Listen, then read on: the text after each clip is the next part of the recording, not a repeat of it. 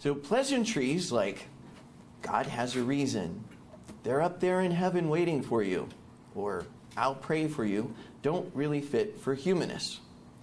So what do humanists have to offer people in times of crisis? As I see it, the answer is that we have ourselves in a caring relationship, and we have a human connection to offer. Today, Cambridge Broxterman will talk about her experiences of making a real human connection with others as a secular person, and what she's discovered about others in times of need, and ways that all of us can make a difference in the lives of people near us. Cambridge's background as a secular mortician's apprentice and Planned Parenthood healthcare associate have given her chances to help people in planning for their lives and in celebrating lives. Cambridge also has experience being there for others by organizing a secular student group, hosting a YouTube blog, and living her own life beyond faith. Do you join me in giving a warm welcome to Cambridge Broxterman?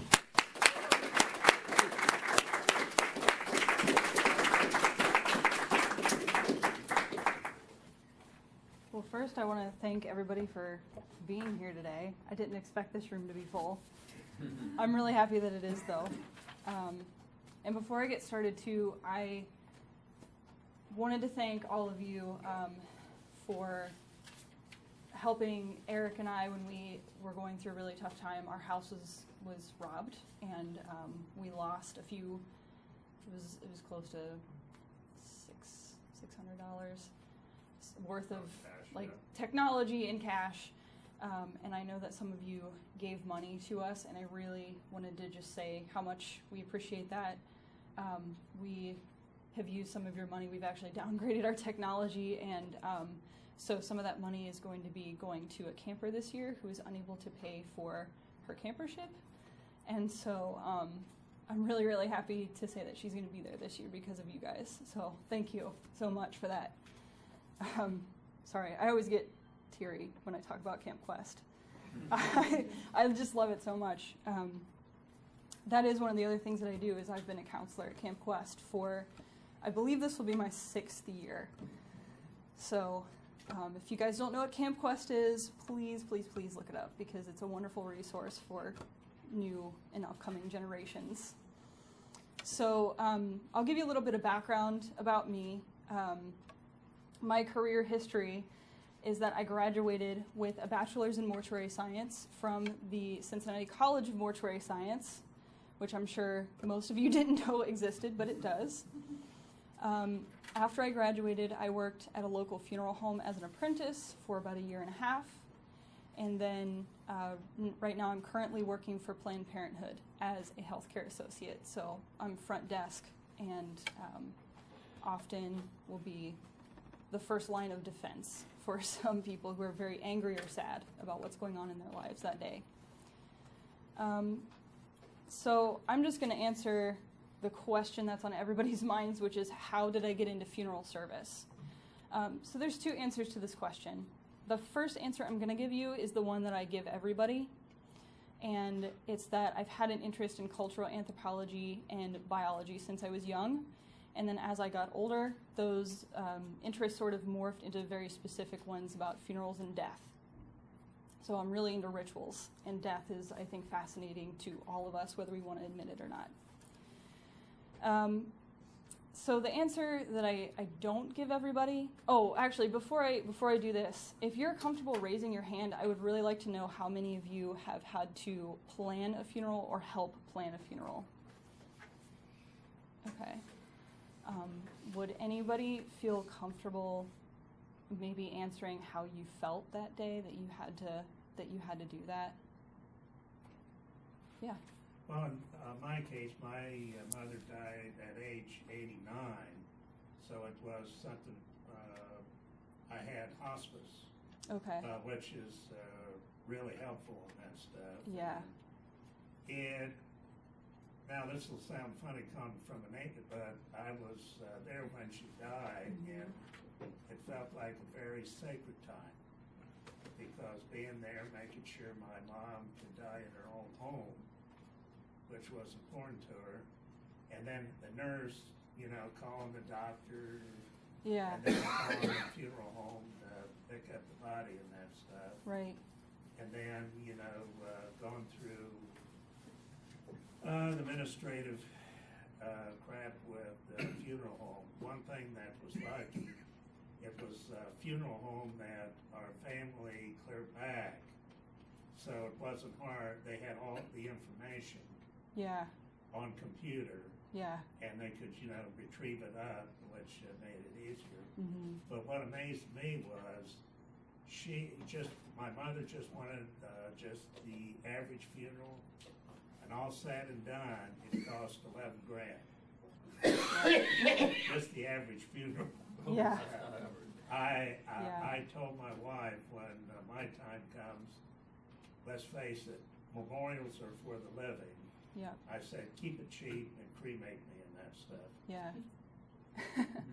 Thank you for sharing that. So the answer that I don't give to everybody, because it sounds really morbid, is that I like to see people when they're at their most real. And the world makes really unfortunate, tiresome creatures of us all, and we create different masks for ourselves to wear for different occasions and for different people even. But we hardly are ever ourselves in public. The main ingredient for us to become ourselves is vulnerability. And I admit and I agree wholeheartedly that it's not really safe to walk around as a vulnerable person with our heart on our sleeves and just showing every emotion, because let's face it, people aren't nice all the time, and they're not going to treat you very well if you're vulnerable. But when someone you truly love and care for dies, the mask that you regularly wear is not going to fit as well, and it's going to slip off more often than you would like. And there's really nothing you'll be able to do about that just because you're in a really vulnerable position. Some people try to shut off entirely and they become defensive and angry, but those reactionary emotions, from what I found, are even more telling of the inner pain of people. When you try to push everybody away and shut down, all it says to me is that you want nothing more than for somebody to come in, and you don't know how to ask. So your true self ends up showing through a little bit, and you're now more vulnerable, and you're in public, and you're around people who are not nice, and they're not willing to treat you nice, and here you are, just an open wound. So before I got the real life experience of working at a funeral home, I worked in retail and food service, and nobody is real there. For those of you who have worked in those services, I'm sure that you can agree. It's a lot of, how are you doing today? I'm good. How are you? What can I get for you? Like, we just, sort of like go through these motions, but we're not actually talking to each other. But having those experiences, it gave me this weird sort of obsessively existential need to get past all of that fakeness, even for a second, and to see what people are really like. It's like the extreme version of imagining what your grade school teacher was like on the weekends. That's how I felt. Beyond that, I really wanted to help people, which, if you'll ask any funeral director hiring somebody, that's the last answer they want to hear because it's so generic. But really, that's what I wanted. I knew that I could do it. I knew that I had a strong stomach for everything else that comes with the death care industry. And really, how many people can say that? I mean, at least those two things. So what I really wanted baseline was to become somebody worth trusting during the worst time of the worst day of somebody's life. And I want to take a quick cautionary rabbit trail here. It does sadden me to say that most funeral directors I've met do not share this goal. And so I just want to offer a word of future caution to those of you who are going to have the unfortunate opportunity to be planning a funeral. If you don't trust the funeral director with your gut, do not trust them with your loved one. So now here's the big secret. How did I care for people when they're at their most vulnerable? And the answer is I became vulnerable myself, which was risky, and it's not an easy thing to do. But when you do it, you find that people open up to you so much quicker, and you can share that honest connection, and you don't have to just exchange words that mean nothing. So as these complete strangers sat across from me and poured out their memories and emotions, I tried to feel them as if they were my own. It's not an easy task for several reasons, but I will honestly tell you that it became easier when I found myself metaphorically bending a knee to these complete strangers and just letting their experiences and their stories and their tears and their emotions just wash over me. And looking back on it, it was kind of a meditation. Just being there with somebody and just listening and just feeling and just letting myself feel. Not rushing anything, and especially not rushing the person in front of me, because they need to be where they are. That is one of the most important things, is just letting people be where they are. They can be angry, they can be sad, and they can be completely fine, or they can seem completely fine. But just letting them be there is really, really important. Side note, my bosses sometimes hated when I would meet with families because I would take too long. I think one of my records is a 4-hour visit with a direct cremation family. I loved sitting across from people listening to them. I really, really did. And my bosses were jerks about it. So I want to share now a story of my grandfather. This is the part of the talk that I didn't write because I want to do this. Like, I want to be vulnerable with everybody. So, my grandpa died in February of 2011.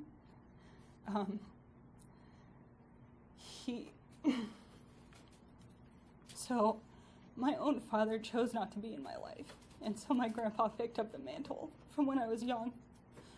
I want to pass this around.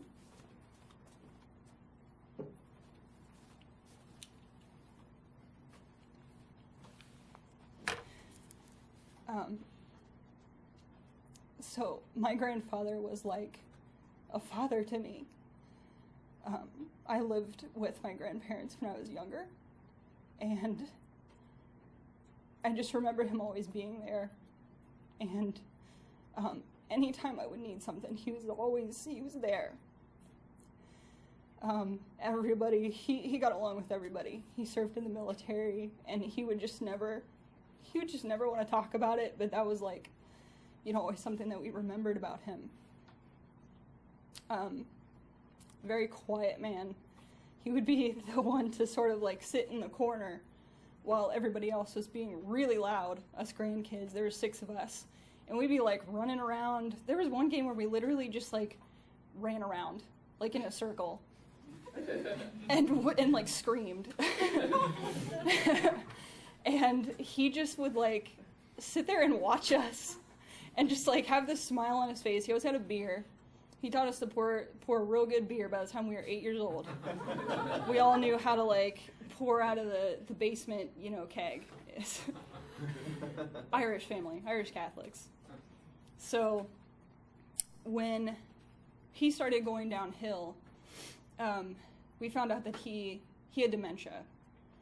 But it was a really slow process. Actually, first he was diagnosed with prostate cancer, and I found out later that he opted not to have surgery because at that point in time he was 75. So he, being just a real, just like down-to-earth guy, was like, I'm 75 years old, like I'm not going to have this surgery. That's ridiculous. He lived another 11 years. I can't even imagine the pain that he was in. Like, he just never said a word. So after a while, it became really clear that he was going downhill with this dementia. He couldn't remember, simple things at first, but then all of a sudden he couldn't remember. He couldn't remember what season it was. And I remember the first time that it really hit me that this was happening, that he was going to die. Was I came in, and it was in the middle of June, and it was very, very hot outside. And he said, it's cold out there. Why aren't you wearing a sweater? And I just kind of, played along. I was like, oh, well, it's okay. It's not that bad. And it just it struck me that day that, like, this is going to be how this is. So it was a slow process, and it took a number of years. And then at one point, it just, like, it turned so quickly. He couldn't remember anybody's name. He was constantly asking for his mother, and then he kept saying, I want to go home. That's when we decided to put him in hospice, but he died at home. So we had hospice come in to my grandparents' home. So at that point in time, I was in school. I was in mortuary science college. So I'm learning about all of these things as this is happening to my grandfather, which in some ways made it easier, and in some ways it made it a lot more difficult, because I'm learning about the biology, the anatomy of death, and what it's doing to your body, and I'm watching it happen.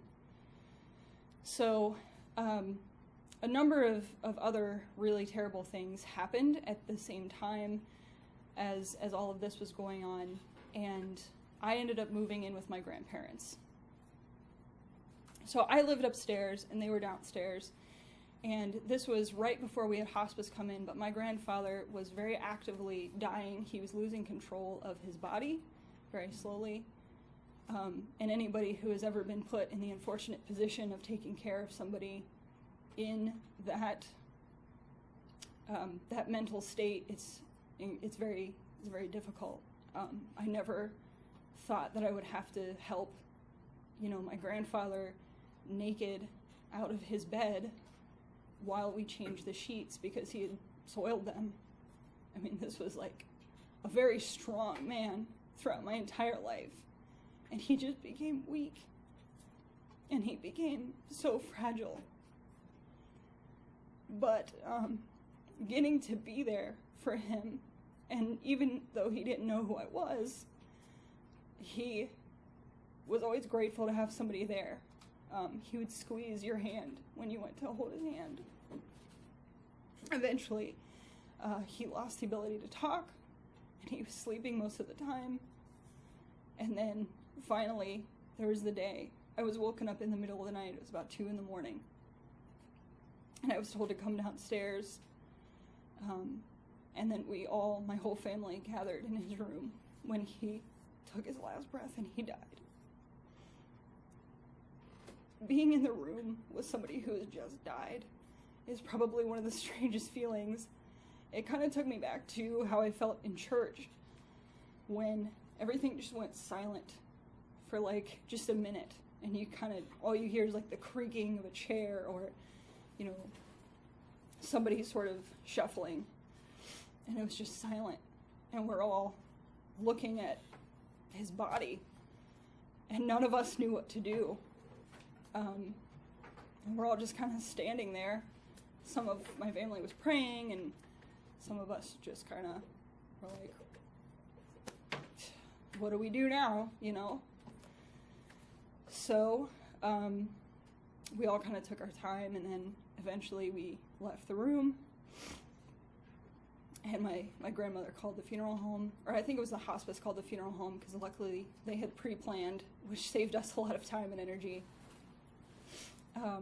The funeral home came, and the last thing that I could help that made me feel better, that I could also help the funeral home do, was I helped move his body from the bed to the cot.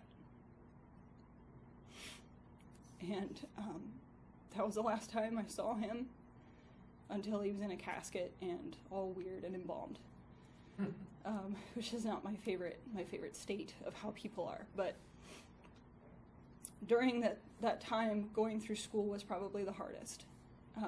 I had a lot going on, and my family also kind of pushed me to the front of things, even though I didn't want to be there. But I think it was out of, they didn't know what to do, and they knew I had a better idea of what to do, even though this is like my own family member and I don't really want anything to do with this right now. They kind of pushed me to the front of everything and would turn to me for questions about what to do next. And I had to just come up with something versus having to tell them, like, I don't know. You know, like, I just want to be left alone too. I just want to grieve.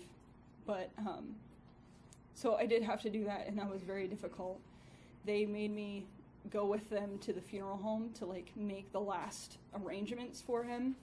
I really didn't want to be there. But I knew that of all people, you know, I had the most information, and I knew that it would help my family as well. And it did. I unfortunately had to like suppress a lot of my grieving for that time to just step up and take charge. When it was done though, you know, I got my time to grieve. And that felt good. I didn't get to grieve with everybody else, which I wish that I did. So now that we're all good and bummed out, I do want to end on a hopeful note for the future.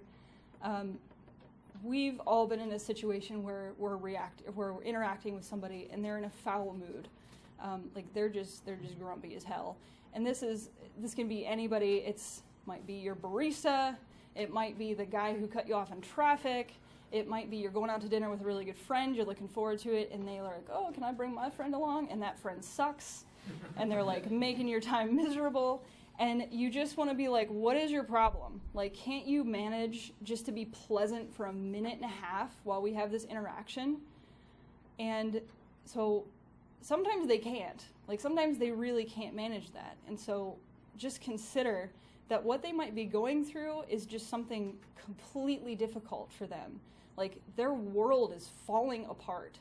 And here you are ordering your tall, skinny, half-calf, no foam, extra whip latte and wondering why they can't manage a smile for you. There's probably a reason. So I just ask that you cut people some slack. Smile at them first. Be the first one to sort of like brighten their day and do it with earnest. Make eye contact. You've been there too. You've been in that situation. Every single one of us has. So when people are like that to you, just remember when you were there last time and remember how you felt. So if you take away nothing else from this talk, at least take away that. You never know when you could just turn somebody's day around and give them the little extra boost that they need to just get through the day. The last thing that I want to share with you is it's a thank you card that I got. And so a little background before I read this. I met with this woman whose mother had died, and it was just her. And when she came in, there wasn't anything like, she wasn't crying. She kind of seemed to be, I always said that I liked when people came in like this and they walk out like this. Like you can just watch the burden fall from their shoulders as you're talking to them and you're talking them through these funeral arrangements. And she came in kind of like, I don't want to do this. And it was very clear, like she just wanted to like, bam, bam, bam, get this done. She didn't have any questions when we were going through the paperwork. It was all very much like, just tell me where to sign, just tell me where to put my initials. I don't want to know anything. Just get this done.